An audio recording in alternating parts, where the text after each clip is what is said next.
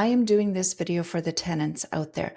Let's say you're out there, you're looking, you find the perfect place. Let's say it's right by the water or whatever your perfect place looks like. And here is everything you need to know for that landlord to say yes to you every time. I'm Deanna Kleine, and this is my channel, The Wealthy Acre. And I'm sorry, I have not been making regular videos due to renovations, either noise or I've been out of my office and my studio. So I do apologize that I haven't been consistently doing videos on a regular basis, but we are back. And what do you guys think? I love it. I hope you love my studio, and I hope to see more of you guys. I am going to be doing more videos. I am so excited to offer you tons and tons of information here on the Wealthy Acre channel. We are going to be talking about real estate. I mean, I've been doing real estate for almost 16, well over 15 years. So yeah, almost 16 years. That's incredible how quickly time flies. We moved to a small town and built a homestead from scratch. So I talk about that. And of course, personal development and building wealth. Those things are super important in our lives. And I hope that I can create through our knowledge a lot of value for you as well. But without further ado, more videos coming. And this one is for the tenant. So I am thrilled to get right to the meat and potatoes. So you as the tenant will get picked every single time for that dream rental. So rentals are usually in pretty high demand. And it's not just any rental, it's the rental, that perfect rental for you. And if it's a perfect rental for you, there's a good chance there's a perfect rental for someone else as well. Let's envision this.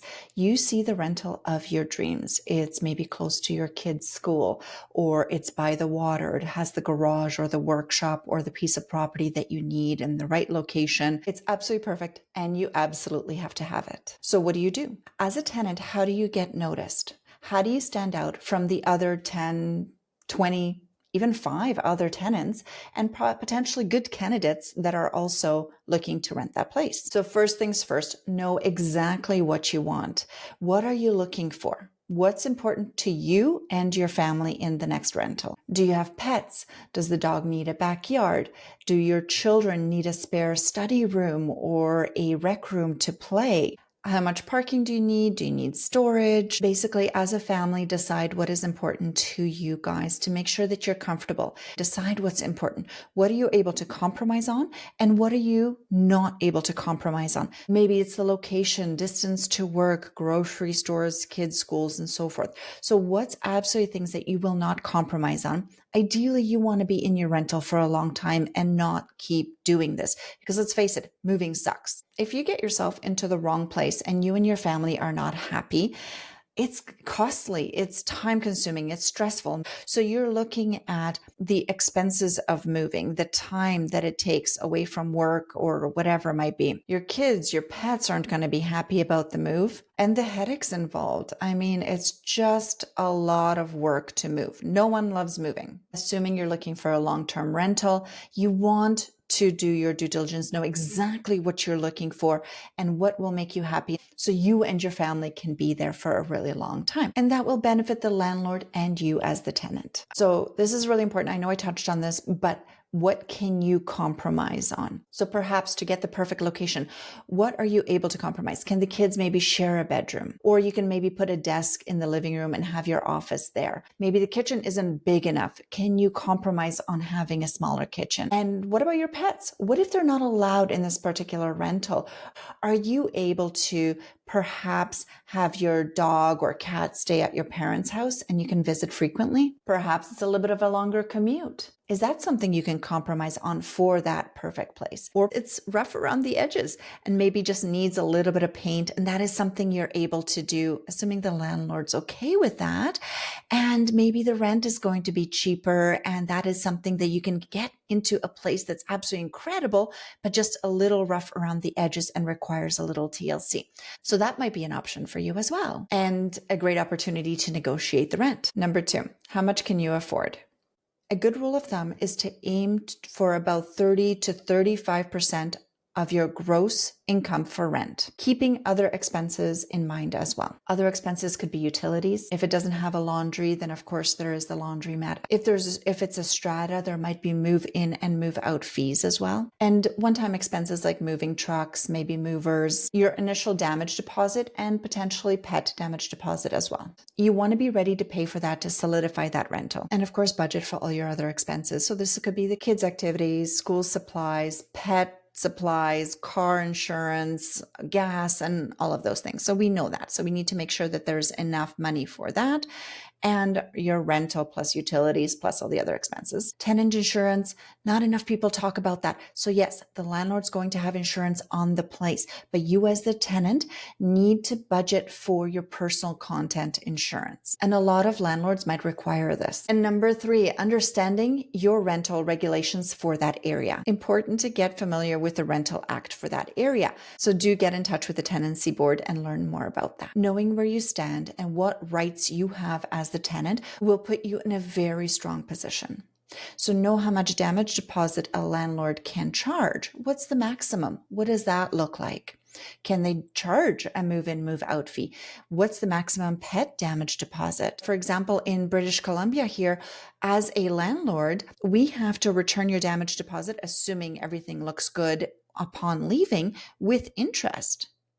So that might be area specific, but what does that look like? Do you get your damage deposit back with interest or not? Discrimination isn't allowed. And I am hoping that's a regulation everywhere, or just it should be. So understanding which questions you need to answer, and maybe some you don't. Number 4, tracking down a rental. Of course, most places will be online. So you'd be looking at, your Craigslist, your Kijiji, your Facebook, local community pages. I would even Google rentals for that area, just whichever specific area you're looking, just really, really easy to do, because there's a lot of websites for specific areas that just shine. Like for example, in a small town, it's ran on Facebook. So that'll be pretty much the only place in our small town where most people would have rental ads out. So most people go there, but it doesn't hurt to Google. It doesn't hurt to search further, dig around a little bit more. But don't limit yourself to just the online searches.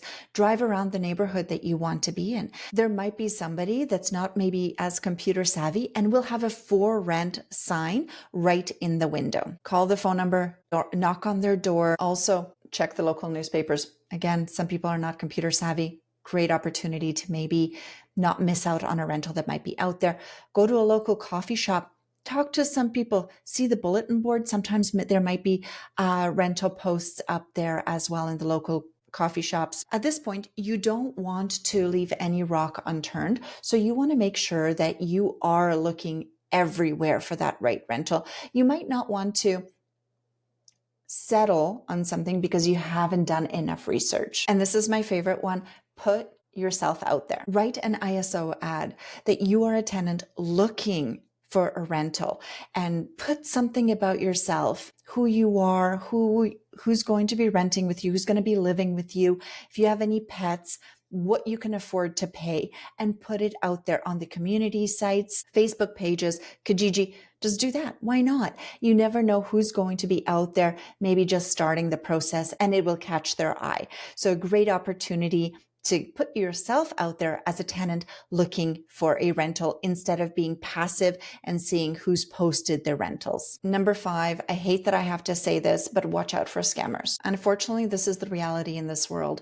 So do not send money to anybody to solidify a rental until you are absolutely sure it is legitimate, or you've seen the place, met the landlord in person, and you are confident that everything is absolutely legitimate. Don't send money just because you've seen an ad that's too good to be true, because it probably is. So I first learned about this because I've had potential tenants calling me as the realtor listing properties. So I've had a listing out there that was completely vacant. I've had all the pictures, all the write-up, all the information about the listing. Why wouldn't I? It's a listing, it's for sale. Those scammers would take that information, the photos, all the write-up, all that information, the location, everything. They have everything there, and they would post a for rent ad. So I have had calls from these potential renters looking to rent that space because they've done some searching and they Googled the address and they saw that the property is for sale. So they contacted me as the realtor just to ask if the seller is renting it. And I'd be like, no, they want to sell it. They're not renting it. Why? And they're like, oh, somebody has it listed as a rental place. So now they're asking them for money for the deposit and stuff like that and saying that they'll mail them the key. And of course, that's not even the owner, because I'm working with the owner as the realtor to sell the place. So it happens more than we would like to see it. So do your due diligence, search the address. It might even be a listing. Like they would have gotten those pictures from somewhere. And now with AI technology, I am scared that this is going to be just magnified. So do watch out for scammers. Be very, very careful who you send your deposit money to. Coming from a landlord, this is probably my favorite one: how to answer an ad properly. So most likely a landlord or property manager will get your email or message on Facebook or however you're going to be communicating with them. As we know, everybody is super busy. So this is an opportunity to save everybody some time. So please don't send a message, oh, is it available? I'm very, very interested in your rental. When can I see it? I personally hate this back and forth. So is it available? When can I see it? I'm super interested. That's not enough for me to be like, wow, this is a great tenant. So this is what you want to do instead. Send a message to that landlord or property manager, of course. Compliment the place a little bit. Where you saw it online, and you love the kitchen. It's absolutely gorgeous and you love to cook. And also write something about yourself, who will be living with you. And if pets are allowed, write something about your pet, how well behaved they are, and throw in some work information. A landlord would like to know that you are, of course, employed or have a stream of income coming in to be able to cover the rent, and how well you're going to take care of that place. I think that reassurance would really help put you as the tenant, the potential tenant, top of mind for that landlord. Add in there that you have absolutely impeccable references and you can't wait to meet the landlord and see the place and then arrange a showing. And I don't want to forget this, but why are you leaving your current rental? I think that's really important, because as landlords, we always consider that. We're always wondering, have you been kicked out? Why are you leaving? Do you just maybe need more space? That's completely legitimate. Or moving to a new area. So why are you leaving your current rental, or why do you require this rental? What happened? So if you add all of those little tidbits in your initial conversation, in your initial communication, that will absolutely instill a lot of confidence in you as a primary tenant. And again, you're going to be top of mind. You're going to shine right off the bat, because you only get one chance to make a great first impression. And I think it's important to know what a landlord's looking for, so you can be that tenant that landlords are looking for. So I do have a video. I will attach it right here from a landlord standpoint. So it's like what a landlord is looking for in a good tenant and how to find a good tenant. So I think that will be very helpful, even as a tenant, to know what a landlord is thinking, what's important to them, and so forth. So do check out the video. Number 7 is understanding what's important to the landlord. Put yourself in their shoes. So I will touch on that briefly here, but if you do watch that video, a lot of it will be there. And landlord's going to care about consistency. So job, income, and also your lifestyle. So it's not just about I can pay rent. And if you're self-employed, that's a little bit different, because you don't have maybe that stability of income, maybe on commission basis or anything like that. So being self-employed is a little bit tougher. So I would offer either a letter from my accountant or maybe financial statements if you're willing to divulge that from your company. So there's an opportunity there to gain some trust that you're going to be able to cover the rent. As a self-employed person, local connections. So is the roots to the community? Are you working in the area? Kids are going to school in the area? Whatever it might be. But as a landlord, I'm looking for personally long-term tenants. So somebody that's going to be in that home for a long time and is going to love living there. That's going to be important to me. And that's part of that lifestyle. That's part of the fact that they want to be in that area, in that location. It's not just a fly-by-night, just for now kind of rental. So consistency, stability, roots in the community are super, super important. And why the move? So that's important to a landlord, just like replying to an ad, of course. Why for the move? Have you been kicked out? Are you just looking for a little bit more space? Are you moving to the area from somewhere else? As a landlord, I look for that. If a tenant had a bad relationship with their previous landlord, there's a good chance that's not going to work out for us. I would be less confident in that tenant. References that actually matter to a landlord, probably not your mother. She's going to be your biggest fan, and we know that, and as she should be. That's not a reliable reference, unfortunately, for the landlord. And of course, your references, make sure that they are expecting a call and able to answer the phone. A landlord might move to the next person if they can't get a hold of your references and verify certain things. So remember, you're not just renting space, you're renting trust. And number 8, view the property in person and get a chance to meet the landlord or the property manager. You only have milliseconds to make a first impression, so don't waste those. Be on time, be presentable, be professional, polite, and honest. So be honest, of course. So don't hide your pets. I love this idea, and I haven't had anybody do this yet, but have a pet resume to offer. So have your pet's name, the age, the breed, have they been neutered or spayed, vaccinations, and even add a photo. Why not? Who will reside with you? So again, be open about who's going to be residing with you, who's going to be living in that home.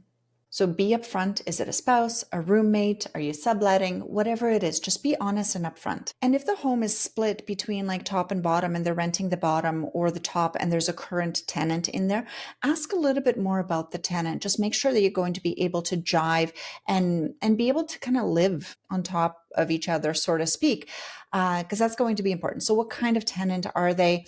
And what kind of tenant can you be? And is that something you can do? And be a good neighbor to that tenant underneath or above you. Maybe they have a dog and kids and you like your peace and quiet. That might not be a perfect fit. They're going to be very close and noise travels, let's face it. When I go through a property with a tenant, I love when they show excitement about the home, about how they love the size of the kitchen and the cooking that they can make there, and about that the bunk beds will fit in the bedroom, and they want to maybe do a garden in the backyard or something like this. And they love landscaping and they want to maintain it and they want to take care of it. That excitement makes me feel good about the tenant. I'm sure that's not just me, but as a landlord, I love to see somebody excited. And it gives me some assurance that they're going to take care of the place because they will love it as much as I love it. I love our rentals. I genuinely love our rentals. So I want somebody to love that home as well. After viewing this place, meeting the landlord, if you are interested, ask for the application and ask how they would like to receive that application. Do they want it filled out and handed back to their office, or do they want it emailed in a PDF, or however? I like to make it easy for my potential tenants. I don't care how they send it to me. They can take a picture and send it to my phone. So for me, it doesn't matter, but some people might want to get organized very specifically. So ask how they want to receive the application back once it's filled out. And also what I think is really important is when you meet that landlord, is this somebody you can have a reasonable relationship with? Do you feel that's going to be a good landlord?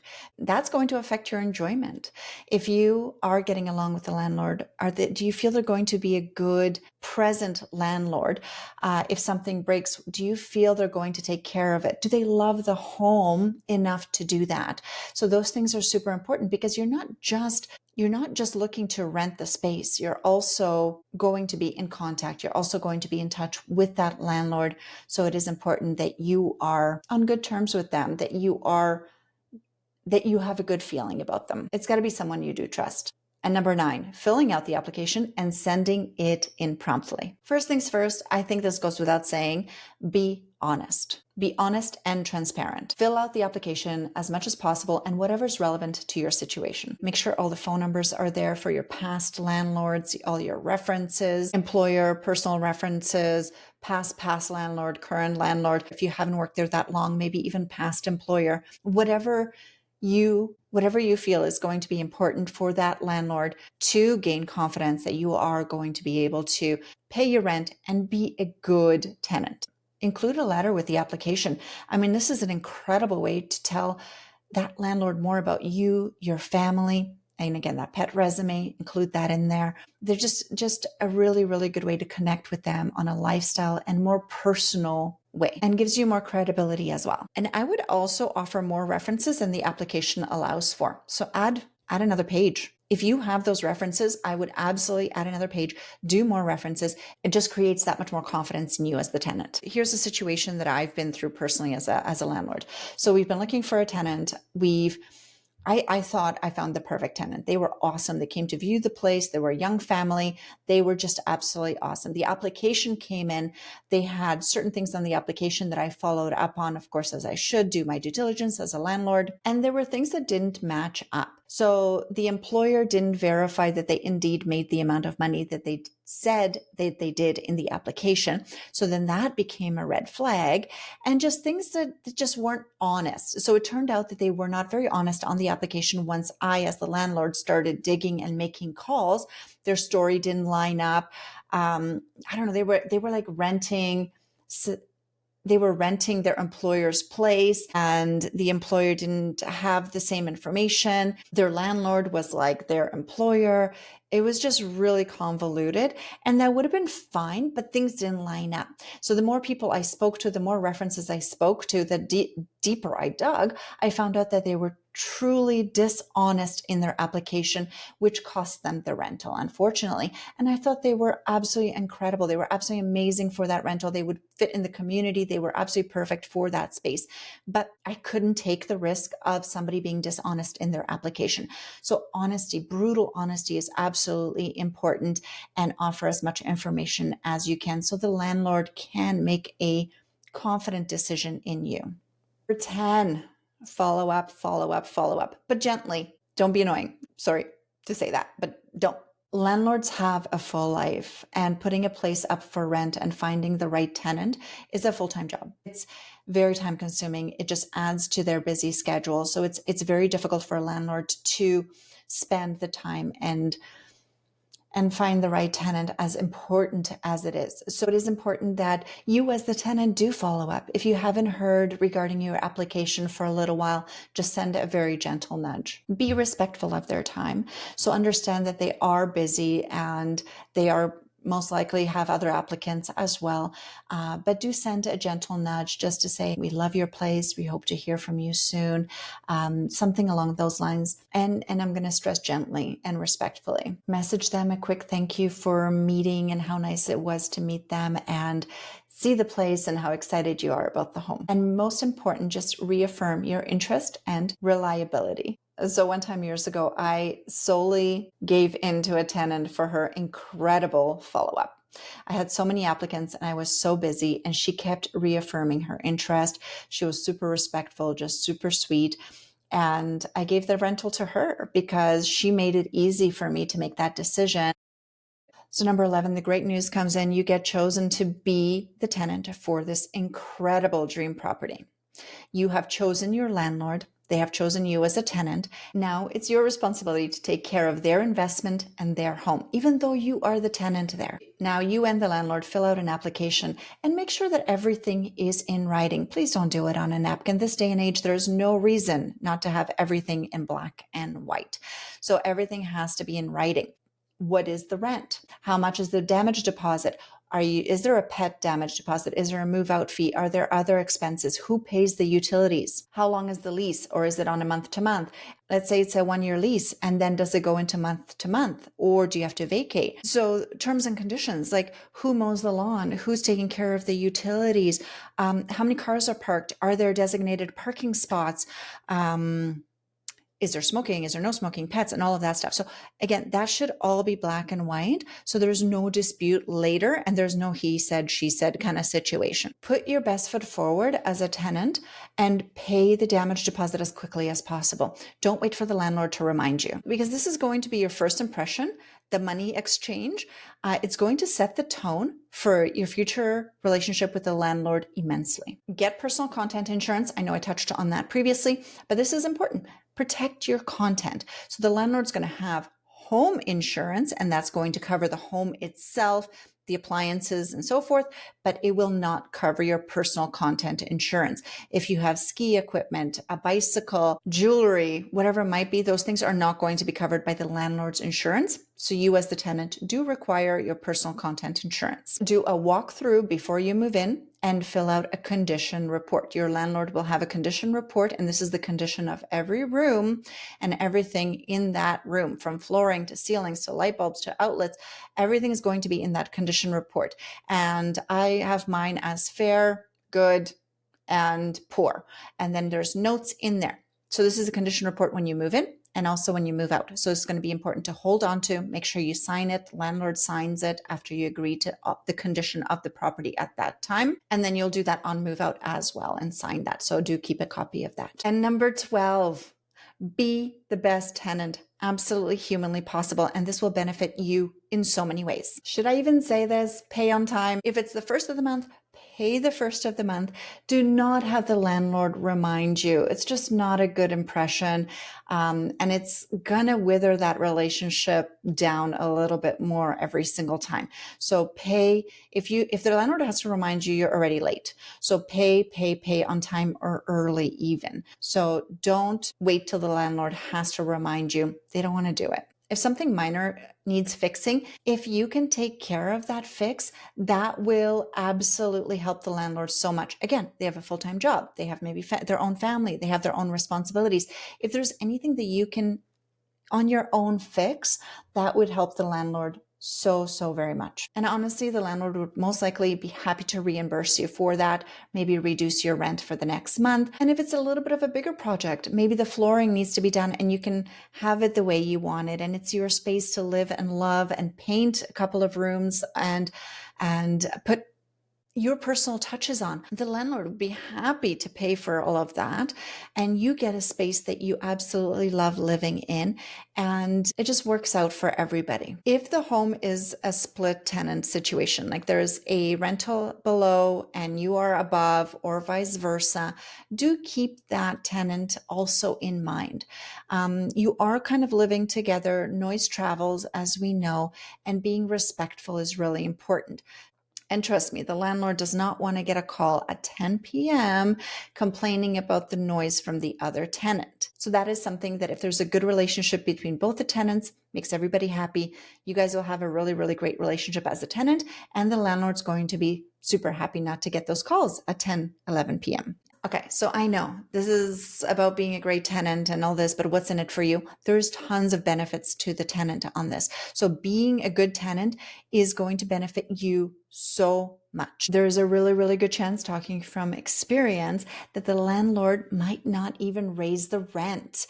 So if they're really happy for you, you're going to be taking care of their place like it's your own. You're going to be able to fix the little things and maybe do something to alleviate the stress on the landlord. They'll want to make you happy. They'll want to make you stay because they love you. You're doing such a great job taking care of the place.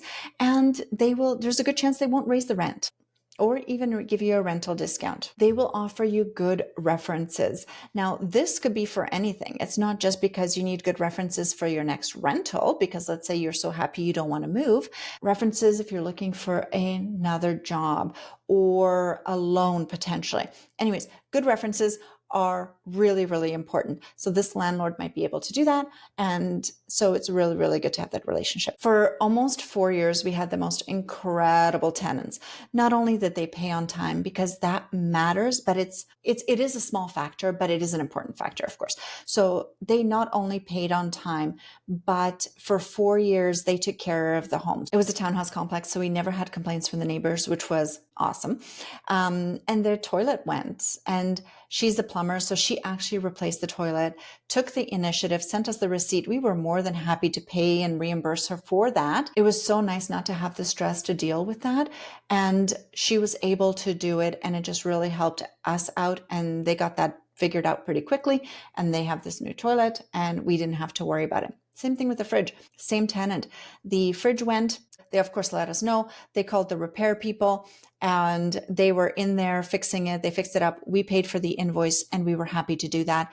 And they took care of the logistics, which was awesome. And guess what? In 4 years, 0 rent increase. We did not increase the rental at all because it was a mutual respect, and we worked together at making sure that everybody's happy. All right. And number 13, time to go. So let's say you have to move out, whatever you're relocating or you're moving or you found something bigger or something better, whatever it might be, but it's time to end tenancy. And I am only speaking for the BC law, and this is part of knowing the Tenancy Act. So it's important how much notice you give the landlord. Here in British Columbia, it's 1 month notice for the tenant to give the landlord notice, but it's a full month, right? So from the 1st to the 30th, let's say. And it's good to have some notice. And in British Columbia, if the landlord is giving you as the tenant notice to vacate, it's very different. The notice can be, depending on the situation, anywhere from 3-month notice to 4 months notice. So know the rules and regulations on when a landlord can give you notice to leave a premises or when you give notice to leave. So these are going to be really important to know because they could vary. And once you move out, it is important to do a walkthrough again. Remember that condition report that we did before you moved in? Well, this is the condition report we're going to do after. So there's a move in section and there's a move out section. So again, if something needed fixing, if it was fixed, if everything is in the same condition as it was when you moved in or better, you get your damage deposit back plus interest here in British Columbia. And I don't know if enough people do it. It is proof that the place is in the same condition. It is proof that maybe the damage deposit is needing to be held back. And here is why. The condition of the floor was this, and now it's this. And we have to hold back some of that deposit to cover that damage. So again, it's super, super important to have this black and white. And I'm going to keep saying it, have everything written down, have everything in black and white. So there is no discrepancy. There's no he said, she said, and there is no argument in terms of that. Because when money comes into play, sometimes that might be a problem. And assuming you've been an incredible tenant, this landlord will have absolutely no qualms, no issues to give you a glowing recommendation for your next rental, for your job, whatever might be. So again, being an incredible tenant is going to have massive amounts of benefits moving forward into your future because you can use that reference, that landlord for years and years to come. So it doesn't just necessarily have to be for this one move. I do hope this was extremely valuable. I know I loaded it with tons and tons of information, but do watch that video on landlords finding a good tenant because that will put you in a mindset of how that landlord thinks. So that's really important to put yourself in their shoes, not only as a tenant, but as a landlord. So super, super important to get into their minds. So remember, finding a rental isn't luck, it is strategy. So stand out by showing you're reliable, respectful, and professional. Landlords will always remember the ones that make it easy to say yes to. And I'm Deanna Kleina. Thanks so much for watching, and I am so glad to be back.